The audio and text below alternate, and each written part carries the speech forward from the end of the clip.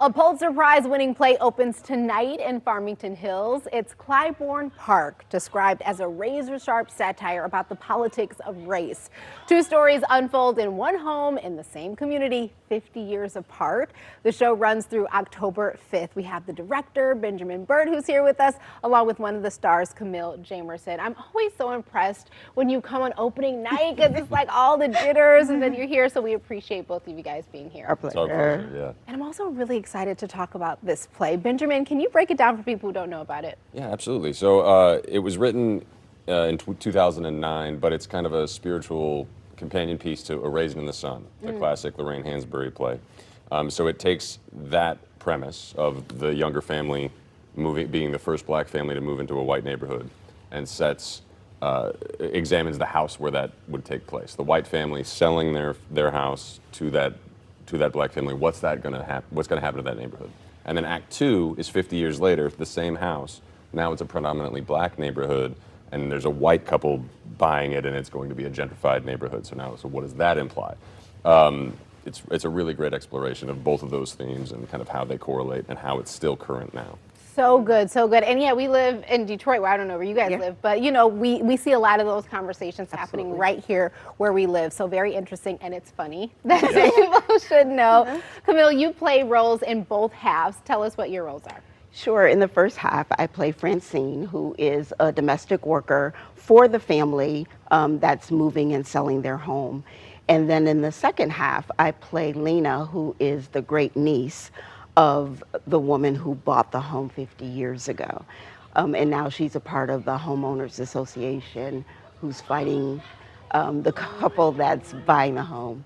So it's really interesting playing both of those women. I think that what I learned from each of them is that both of them portray a strength, even though Francine didn't have the freedom or the liberty to speak her mind because of that time period.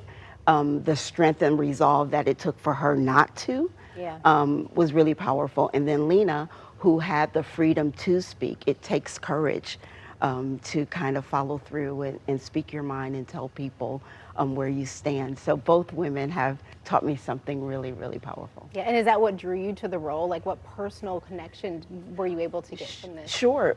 What really drew me to the role is that back at Pershing High School years ago, I played in A Raisin in the Sun, which is the parallel story to this one. So noting that this is kind of a continuation of that story is really what drew me to the role. And what drew you to direct this play? I mean, this is a big undertaking. Yeah, it is. I love any writing that it's a Pulitzer winner. It won the Tony when it premiered. I mean, this is a really, really fantastic play. And so I'm always hungry to explore something that's that meaty. I'm new to Detroit. I'm new to Michigan, actually. Where are you from originally? I'm originally from Arizona, but I lived in Los Angeles for 15 years. Nice. And I worked out there professionally and moved here with my wife. So as I'm learning about Detroit and its history and the kind of refurbishment is the best word I've heard to describe it that is happening, that's rebuild. I really saw the parallels that we talked about earlier, and I really thought this would be an interesting and touching story for the community to try to see it.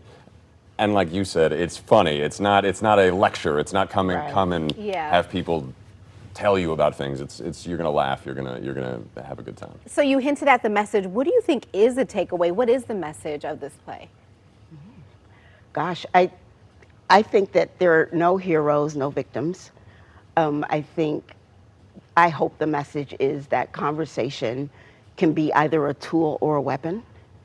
And there's a lot of talking in this play, a lot of talking. I'm hearing a lot of lines that have to be memorized. There's a lot of talking in the play. But I think the takeaway is that it's not a lot of listening. And if we are better at listening to each other versus just talking and hearing to wait till your next opportunity to speak, I think a lot of change can happen. So that's kind of the takeaway that I got. And I remember asking Ben at the beginning, what do you want people to take away from this? And you can you tell me.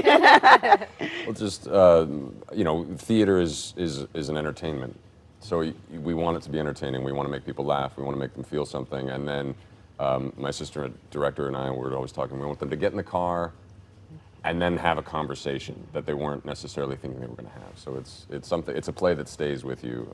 It stayed with me for a long time, and I'm really happy to get to direct it. Yeah, I'm excited to see it. It sounds so great. Thank you again both for being here on your opening night. So good luck to you. Thank you. Clybourne Play runs tonight through October 5th at the Farmington Players Barn, which is in Farmington Hills. You can get tickets at the door or online at farmingtonplayers.org.